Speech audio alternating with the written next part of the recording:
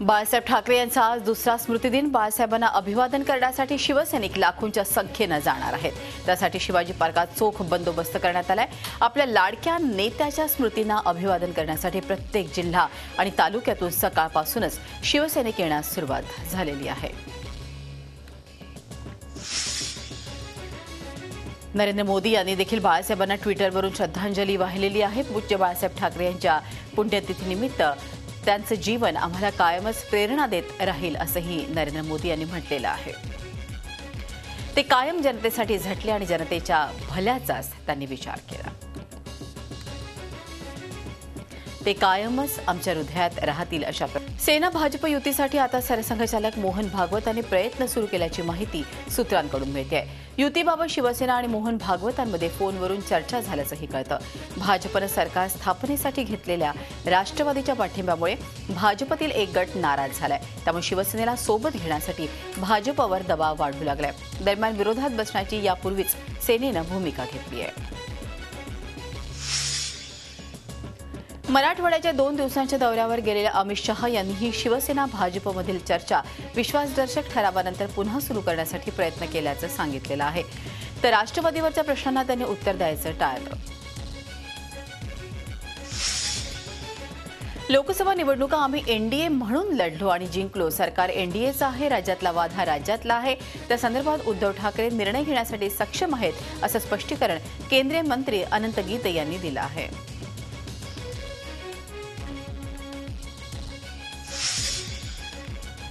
काँग्रेसचे माजी नगरसेवक आणि गुरुदास कामत यांचे भाचे समीर देसाई यांनी भाजपमध्ये प्रवेश केलाय. मुंबईचे भाजप अध्यक्ष आशिष शेलार यांच्या उपस्थितीत त्यांनी भाजपमध्ये अधिकृतरित्या प्रवेश केलाय. आगामी महापालिका निवडणुकीच्या पार्श्वभूमीवर काँग्रेसला हा मोठा धक्का मानला जातोय.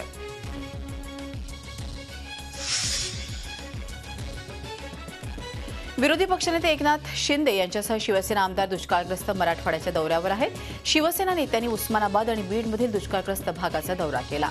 इथल्या दुष्काळग्रस्त भागाची विरोधी पक्षनेते एकनाथ शिंदे यांनी पाहणी केली. मराठवाड्यातील शेतकरी अडचणीत आहे. सरकारनं तात्काळ मदत देऊन दुष्काळ जाहीर करावा अशी मागणी विरोधी पक्षनेते एकनाथ शिंदे यांनी केली आहे. काहीही झालं तरी शिवसेना आत्मसन्मानाशी तडजोड करणार नाही. शिवसेनेनं विरोधात बसण्याची भूमिका यापूर्वीच घेतली आहे असं शिवसेनेचे नेते रामदास कदम यांनी स्पष्ट केलं आहे. आरएसएसच्या नेत्यांशी काय चर्चा झाली त्याबाबत माहिती नसल्याचंही त्यांनी सांगितलं.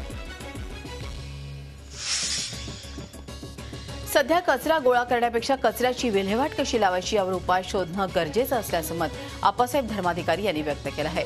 नानासाहेब धर्माधिकारी ट्रस्टतर्फे संपूर्ण महाराष्ट्रात स्वच्छता अभियान राबवण्यात आलं. सायनमध्ये या स्वच्छता कार्यक्रमात स्वतः राज्यपाल हे आप्पासाहेब धर्माधिकारी यांच्यासोबत सहभागी झाले होते. यावेळी आप्पासाहेब धर्माधिकारी यांच्या हजारो समर्थकांनी धारावीचे मुख्य रस्ते साफ केले. चंद्रपूरमध्येही पंतप्रधानांच्या स्वच्छ भारत अभियानाला सुरुवात झालेली आहे. केंद्रीय राज्यमंत्री आणि चंद्रपूरचे भाजप खासदार हंसराज अहिर यांनी इरई नदी आणि आसपासचा भाग स्वच्छ करून या अभियानाची सुरुवात केली. विदर्भ आणि मराठवाड्यातील लोकांची आराध्य दैवत असलेल्या महाकाली देवीचं मंदिर या झरपट नदीच्या किनाऱ्यावर आहे. मात्र जलपर्णी आणि घाणीमुळे या नदीचा परिसर अतिशय अस्वच्छ झाला.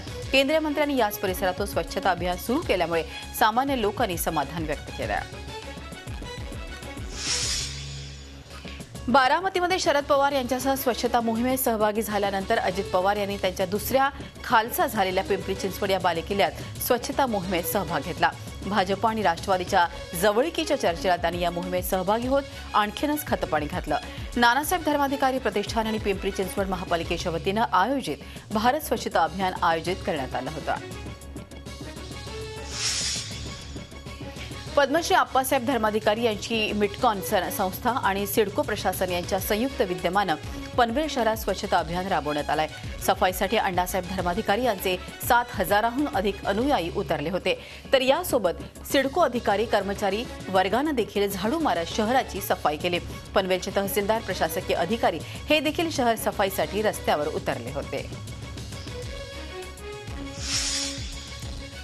पुण्यात हेल्मेट सक्तीला विरोध वाढतच चाललेला आहे। पुण्याचे महापौर आणि उपमहापौरही हेल्मेट सक्तीच्या विरोधात रस्त्यावर उतरले आहेत।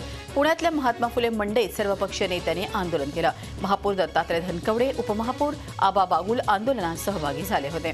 भाजपचे आमदार विजय काळे, मेधा कुलकर्णी यांनी देखील प्रत्यक्ष सहभागी होऊन आंदोलनाला पाठिंबा दिला। पुण्यातली हेल्मेट सक्ती रद्द करा अशी सर्वपक्षीय नेत्यांनी पोलीस आयुक्तांकडे मागणी केली। नाशिक शहरात झालेल्या मुसळधार पावसानं शहरातील रस्त्यावर तलाव साठले होते। संध्याकाळी 2 तास झालेल्या पावसानं दुचाकीधारक आणि वाहनधारकांच्या रांगा लागल्या होत्या। या पावसानं मखमलाबाद, गंगापूर, गिरनार गावातील शेती पार उद्ध्वस्त केलेली आहे। विजांचा कडकडाट आणि सोसाट्याचा वारा सुटल्यानं अनेक घरांची पडझड देखील झाली।